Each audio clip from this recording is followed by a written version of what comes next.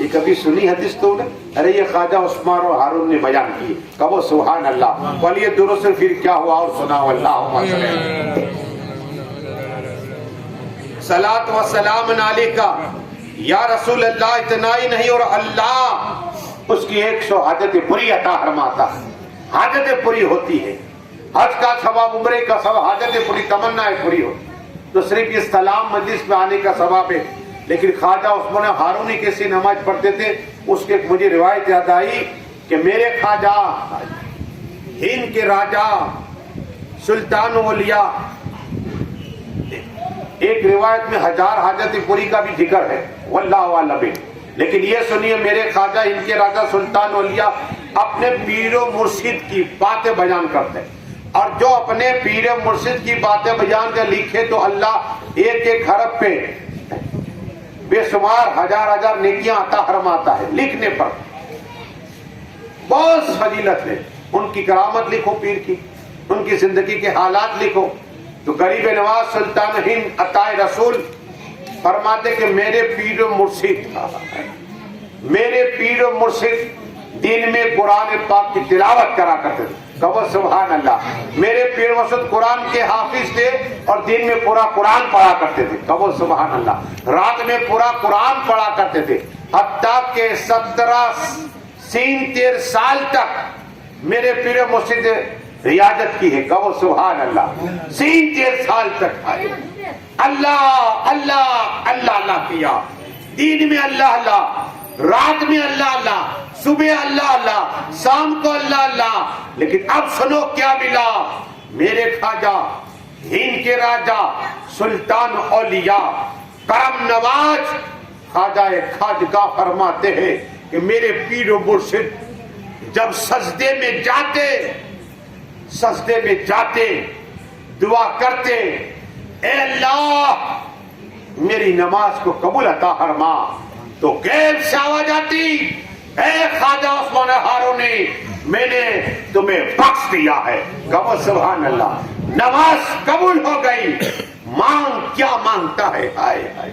میرے خواجہ ہند کے راجا سلطان اولیاء فرماتے ہیں عطائے رسول کہ میرے پیر مرشد پھر سجدے میں جاتے دعا کرتے، اللہ جب مانگنے کی بات کر رہا ہے تو خواجہ عثمان ہارونی نہ تو اللہ کی بارگاہ میں سونا مانگتے، نہ چاندی مانگتے، نہ بنگلہ مانگتے، نہ حکومت مانگتے، کچھ نہیں مانگتے. مانگتے یہ کہتے، اے اللہ رسول پاک کی امت کو بخش دے. کہو سبحان اللہ. رسول پاک کی امت کو بخش دے. غیب سے آواز آتی کہ 30,000 رسول پاک کی امت کو میں نے بخش دیا ہے.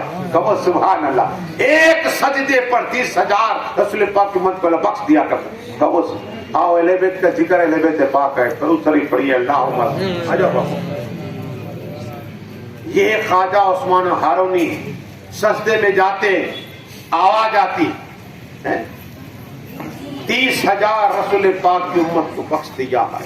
اتنا ہی نہیں، ایک بار نہیں، 5 وقت دعائیں ہوتی اور 5 وقت آواز آتی اللہ کی طرف کہ 30,000 رسول پاک کی امت کو میں نے بخش دیا. کہو سبحان اللہ. خواجہ عثمان ہارونی کون ہے یہ سنو. یہ مولا کل، مولا علی مشکل کشا حیدر کرار کی اولاد ہے. کہو سبحان اللہ. یعنی سید ہے، اہل بیت پاک ہے، مولا کل مولا علی کی اولاد ہے. بہت سے لوگوں کو پتا نہیں کہ مولا علی کی یہ اولاد ہے. غریب نواز کے پیر مرشد خواجہ عثمان ہارونی. اتنا ہی نہیں، لیکن میرے خواجہ ہند کے راجا سلطان اولیاء نے جب دریائے دجلہ پہ پہنچا، بڑا وسیع ہے، بغداد شریف میں پھیلا ہوا ہے، پورے علاقے میں نہریں جا رہی ہے، چاروں طرف پانی ہی پانی کے چشمے ہیں. تو یہ بات مجھے یاد آئی کہ میرے خواجہ ہند کے راجا سلطان اولیاء فرماتے ہیں کہ میں ایک مرتبہ میرے پیر مرشد کے ساتھ میں تھا دریائے دجلہ.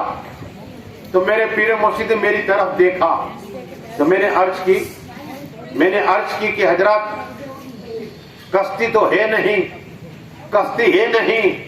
ہم کیسے جائیں گے؟ تو تو غریب نواز تیرا سلطان و ہند نے جو عرض کی نا، کہا بیٹے غریب نواز آنکھ بند کر لے. کیا کہا؟ آنکھ بند کر، اس پار سے اس پار جانا، اس کنارے سے اس کنارے جانا، کشتی ہے نہیں، بیچ میں پانی پانی ہے. تو غریب نواز نے کہا کہ میں نے آنکھ بند کر لی. کیا آنکھ بند کر لی؟ میرے پیر نے کہا نا میں نے آنکھ بند کی. تھوڑی دیر ہوئی، میرے خواجہ نے خواجہ عثمان ہارون فرمایا بیٹا غریب نواز آنکھ کھول.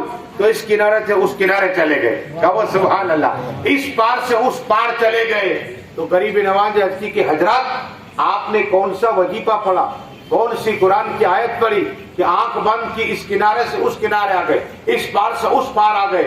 میرے خواجہ عثمان ہارونی رحمت اللہ تعالی علیہ فرماتے بیٹا غریب نواز میں صرف ایک مرتبہ الحمدللہ رب العالمین کی سر پڑھی، اس کنارے سے اس کنارے پہنچ گئے. کہو سبحان اللہ. یہ کرامت کس کی ہے؟ خواجہ عثمان ہارونی رحمت اللہ تعالی. کیا اصل لفظ ہارونی ہے لیکن لوگوں میں فیمس ہو گیا ہارونی. اصل لفظ ہارونی ہے. بتانا یہ ہے کہ آسانی کے لیے آپ بول بھی سکتے. تو وہ خواجہ غریب نواز اپنے پیر کی کرامت بیان کر رہے. ایک اور کرامت یاد آئی، اب درود شریف پڑھیے. اللہم صلی اللہ.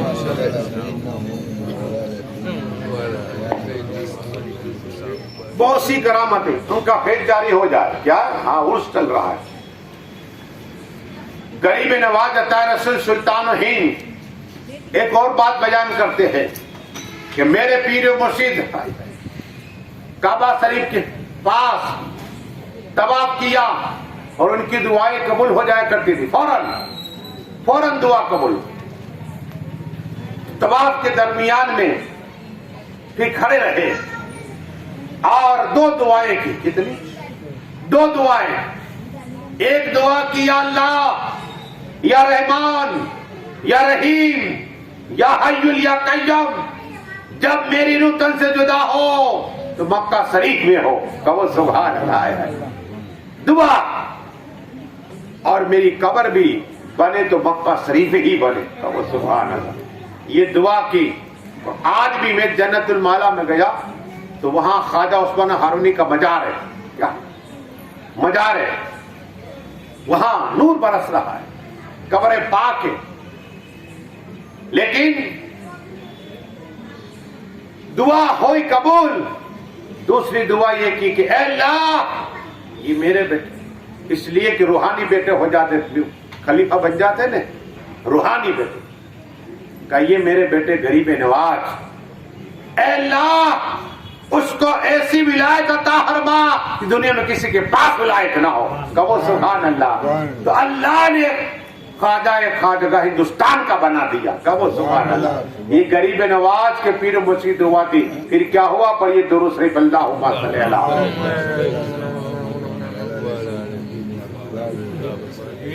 میرے خواجہ ہند کے راجہ سلطان اولیاء عطا رسول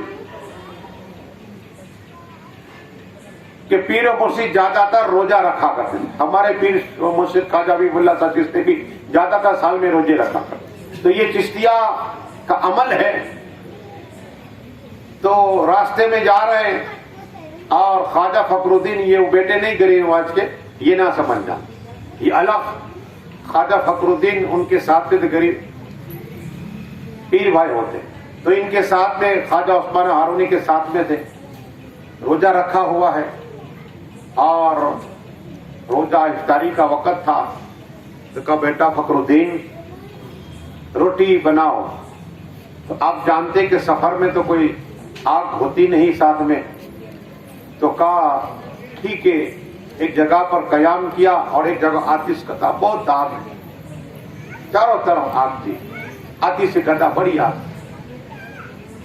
تو وہاں جا کر خواجہ فخر الدین نے کہا کہ آپ سردار بیٹا ہوا ہے وہاں کا، اور کہا کہ آپ تھوڑی سی مجھے آگ دے دیجیے. ہمارے پیر مرشد خواجہ عثمان ہارونی نے روزہ رکھا ہے تو روزہ افطاری کرانا ہے، تو روٹی بنانی ہے. تو کہا یہ اب نہیں دے سکتے، یہ ہمارا خدا ہے. جب یہ بات ہوئی تو مایوس ہو کر پیر صاحب کی بارگاہ میں آ گئے اور پوری بات بیان کی. خواجہ عثمان ہارونی کا چلو میں آتا ہوں. خواجہ عثمان ہارونی رحمت اللہ تعالی علیہ اس کے سردار کے پاس گئے موجود اور کہا دیکھو تھوڑی سی آگ دے دو. کہا یہ نہیں اور شان کے خلاف ہے. تو کہا یہ کیوں کرتے ہو آپ؟ کہ ہم عبادت کرتے کہ مرنے کے بعد آگ میں جلائے نہیں.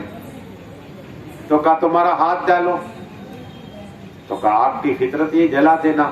تو کہا ابھی زندہ جلاتا ہے تو پھر مرنے کے بعد تو جلائے گی. رب کی عبادت کرو, اللہ کی عبادت کرو, رحمان کی عبادت کرو, جو آپ کا بھی خالق ہے, میرا بھی خالق ہے, تمہارا خالق ہے, ساری کائنات کا خالق ہے, مالک وہی ہے. کہا نہیں ہم آگ نہیں دیں گے. تو خواجہ عثمان ہارونی جلال میں آ گئے اور سردار کا بیٹا تھا چھوٹا, اسے اٹھایا, سینے سے لگایا, آگ میں خواجہ عثمان ہارون خود کا لگا. اللہ اکبر, قرآن بچ گیا. ایک درویش سے آئے ہوئے ہے, سردار کے بیٹے کو بھی آگ میں ڈال دیا, خود بھی آگ میں گئے. لوگ کہتے اگر مرنا ہی تھا ان کے تو یہ چلے جاتے, ہمارے سردار کے بیٹے کو مارا. اللہ اکبر, قرآن بچ گیا, پورا گاؤں جمع ہو گیا کہ کیا ہوگا کیا ہوگا کیا ہوگا. قسم خدا کی تھوڑی دیر ہوئی, خواجہ عثمان ہارونی آگ سے باہر آ گئے. کہا سبحان اللہ, یہ کرامت دیکھی. اور سردار دیکھ رہا ہے, دائیں دیکھ رہا ہے, بھائی میرے بیٹے کو آگ کو ٹچ نہیں ہوئی. تو کہا بیٹا کیا ہوا؟ کہا اندر تو چاروں طرف باغ ہی باغ تھا. کہا سبحان اللہ ہے, باغ ہی باغ. دعا کی تھی, اے اللہ جس طرح ابراہیم خلیل اللہ علیہ الصلوۃ والسلام آگ ٹھنڈی ہو گئی تھی, میرے لیے بھی آگ کو ٹھنڈی کر دے, گلزار کر دے. آگ ٹھنڈی ہو گئی, آگ تھی, آگ نے کام باغیچے کا کر دیا, باغ کا کر دیا. اب یہ کرامت دیکھ کر تمام لوگوں نے کلمہ پڑھا کہ لا الہ الا اللہ محمد رسول اللہ صلی اللہ علیہ وسلم. نگاہ ولی میں وہ تاثیر دیکھی, نگاہ ولی میں وہ تاثیر دیکھی, بدلتی ہزاروں کی طرف دیکھی, بدل گئی. اب جو سردار تھا اس کا نام عبداللہ رکھا, اور جو بیٹا تھا نا عبداللہ, اس کا نام ابراہیم رکھا. کیا رکھا؟ ابراہیم رکھا.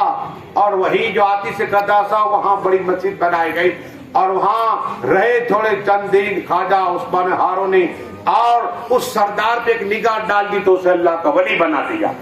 سبحان اللہ. یہ خواجہ عثمان ہارونی رحمت اللہ تعالی علیہ. بڑی دور سے ایک اور بات سنا.